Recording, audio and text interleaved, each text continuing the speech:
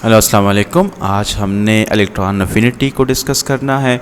इसका ट्रेंड जो periodic table है, जो पीरियोडिक टेबल में ट्रेंड है उसको भी डिस्कस करना है। तो चलें इसको स्टार्ट करते हैं। सबसे पहले इसकी डिफिनीशन, तो it is the minimum amount of energy which is required to add an electron in outermost shell, या आउटर मोस्ट शेल को हम कहते हैं valence shell of an isolated gaseous atom. जो अच्छा, इसका क्या मतलब है isolated gaseous atom? Isolated gaseous atom को देखिए ज़रा। यहाँ पे मेरे पास एक मेटल है जो कि वो भी एटमों से बना हुआ है, वो सारे जुड़े हुए हैं, मतलब इनके दरमियान जो मेटल है तो मेटेलिक बॉन्ड होगा। उन मेटेलिक बॉन्ड को आप जो है ना हीट के ज़रिए तोड़ दें तो ये जो एटम है अब ये अलग-अलग हो गए हैं। ये जो अलग-अलग या सेपरेट एटम जो आपको नज़र आ रहे हैं इन्हीं को हम कहते हैं आइसोलेटेड गैसियस एटम। अच्छा, अब इन्हीं में अब लेट्स सपोज ये अगर क्लोरीन का एटम है तो मैं इसको एक एटम ले लेता हूँ। फॉर एग्जांपल ये मैंने क्लोरीन का एक एटम ले लिया, क्लोरीन एटम, ठीक है।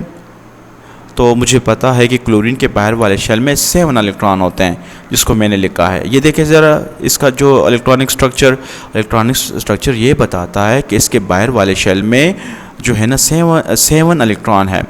क्लोरीन का एटॉमिक नंबर 17 है, मतलब इसमें 17 इलेक्ट्रॉन है, तो बाहर वाले शेल में 7 है। आप देख सकते हैं टोटल 17 है ये। अच्छा, अब देखें ज़रा, तो वो 7 इलेक्ट्रॉन को मैंने यहाँ पे लिखा हुआ है, ठीक है, वाइट कलर से। अच्छा, अब इसको अपना ऑक्टेट मुकम्मल करने के लिए एक इलेक्ट्रॉन की ज़रूरत है। तो क्या होगा, ये इलेक्ट्रॉन जब अगर इसके अंदर चला जाएगा तो इसका बाहर वाला शेल कंप्लीट हो जाएगा, ठीक है, उसमें 8 इलेक्ट्रॉन पूरे हो जाएंगे, हम कहेंगे उसका ऑक्टेट कंप्लीट हो जाएगा। तो ये जो इलेक्ट्रॉन है इसको मैंने यहाँ येलो कलर से ज़ाहिर किया है कि ये इलेक्ट्रॉन बाहर से आया है।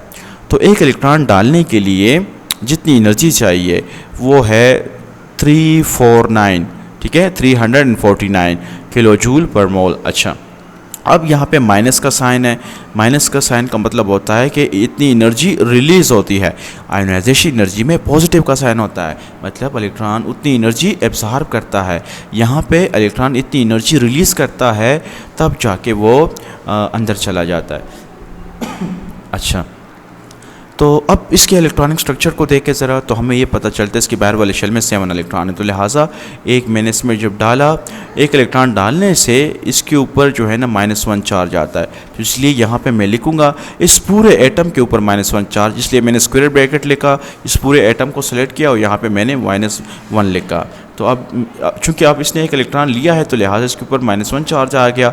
अब ये एटम नहीं रहा, ये बल्कि आयन बन गया, एक नेगेटिव आयन बन गया। नेगेटिव आयन को हम एनायन कहते हैं।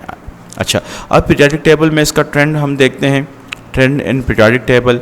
तो इसका ट्रेंड और आयोनाइजेशन एनर्जी का ट्रेंड तकरीबन सेम है। तो इसको चले स्टडी करते हैं।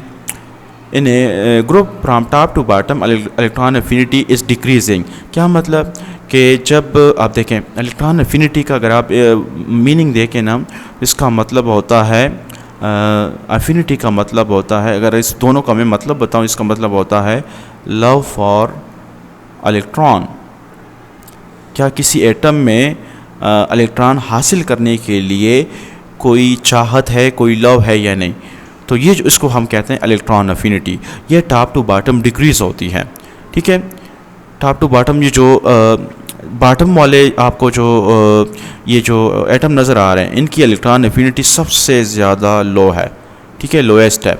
मतलब क्या, मतलब ये कि इसका जो न्यूक्लियस है ना और इसका जो बाहर वाला शेल है, अगर अब मैं आपको उसको बनाऊंगा ना ऐसे, ठीक है, तो अगर एक इलेक्ट्रॉन यहाँ बाहर मौजूद है तो वो इसके न्यूक्लियस के जो फोर्सेस ऑफ अट्रैक्शन से बहुत ज़्यादा दूर है। तो न्यूक्लियस की जो इसके लिए जो एक ख्वाहिश है कि ये इसको मैं पकड़ लूँगा और अपने शेल के अंदर डालूँगा, वो बहुत कम होता है, क्योंकि इसका साइज़ बहुत बड़ा है। और जितना एक इलेक्ट्रॉन दूर होता है उतना ही न्यूक्लियस की जो पावर है वो क्या होता है, कमज़ोर हो जाती है उस इलेक्ट्रॉन के लिए। जितना एक इलेक्ट्रॉन दूर होगा उतना ही न्यूक्लियस की पावर उसके लिए कमज़ोर हो जाएगी। कौन सी पावर? पावर ऑफ अट्रैक्शन, ठीक है। अच्छा, तो इसलिए टॉप टू बॉटम ये डिक्रीज़ करती हैं। तो फ्रांसियम की ये जो Fr है, फ्रांसियम, इसकी जो है ना सबसे कम इलेक्ट्रॉन अफिनिटी है।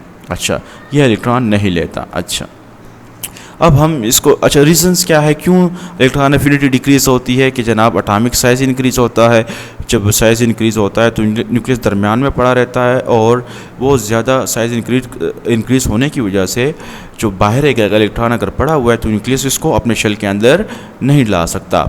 और दूसरा है नंबर ऑफ शेल भी इंक्रीज़ होते हैं। तो नंबर ऑफ शेल इंक्रीज़ होंगे तो एटॉमिक साइज़ इंक्रीज़ होगा, फिर वही जो है ना न्यूक्लियस कमज़ोर हो जाएगा, उसकी जो पावर ऑफ अट्रैक्शन है जिसको हम कहते हैं न्यूक्लियर चार्ज, वो कमज़ोर होता जाता है जब साइज़ बढ़ता है। अच्छा, पीरियड में इसका क्या ट्रेंड है? पीरियड में जो है ना ये इंक्रीज़ होता है, इलेक्ट्रॉन अफिनिटी इंक्रीज़ होती है। वजह क्या है कि पीरियड में लेफ़्ट टू राइट जो है न्यूक्लियस ताकतवर होता जाता है। क्यों? क्योंकि एटॉमिक साइज़ डिक्रीज़ होता जाता है और न्यूक्लियर की जो पावर है जिसको हम कहते हैं न्यूक्लियर चार्ज, वो क्या होता है, वो जो है इंक्रीज़ होता है, वो बढ़ता है। और आपको पता है कि जो शेल है ना, तो पीरियड में किसी पीरियड में शेल जो है ना वो सेम रहता है। फॉर एग्जांपल ये थर्ड पीरियड मैंने लिया है, इन सब में जो है ना सिर्फ 3 शेल पाए जाते हैं, सोडियम से लेकर क्लोरीन तक इन सब में 3 शेल्स पाए जाते हैं। ठीक है, तो 3 शेल पाए जाते हैं। तो आहिस्ता आहिस्ता आप देख सकते हैं इनमें प्रोटॉन की तादाद बढ़ती जाती है। प्रोटॉन की तादाद बढ़ेगी तो क्या होगा, उससे जो न्यूक्लियर चार्ज जो है, मतलब न्यूक्लियस की जो पावर है वो बढ़ती है। ठीक है, तो जब वो बढ़ेगी तो इसलिए वो तो बाहर वाले इलेक्ट्रॉनों को ज़्यादा ताकत के साथ अपनी तरफ खींच लेगा, और इस तरह क्या हो जाएगा, एटॉमिक साइज़ डिक्रीज़ हो जाएगा। जो एटॉमिक साइज़ डिक्रीज़ होगा तो अगर बाहर एक इलेक्ट्रॉन मौजूद है तो न्यूक्लियस क्या करेगा, उसको भी जो है ना अपनी तरफ अट्रैक्ट कर लेगा और अपने अंदर ले आएगा, और इस तरह उसका जो बाहर वाला शेल है वो कंप्लीट हो जाएगा। अच्छा, तो ये इलेक्ट्रॉन अफिनिटी है कि लव फॉर इलेक्ट्रॉन जो है वो जितना एटॉमिक साइज़ छोटा होता है उतनी उसकी इलेक्ट्रॉन अफिनिटी ज़्यादा होती है। जितना उसका एटॉमिक साइज़ बड़ा होता है उनकी इलेक्ट्रॉनों के लिए जो चाहत है, ठीक है, अफिनिटी जो है वो कम होती है। अच्छा।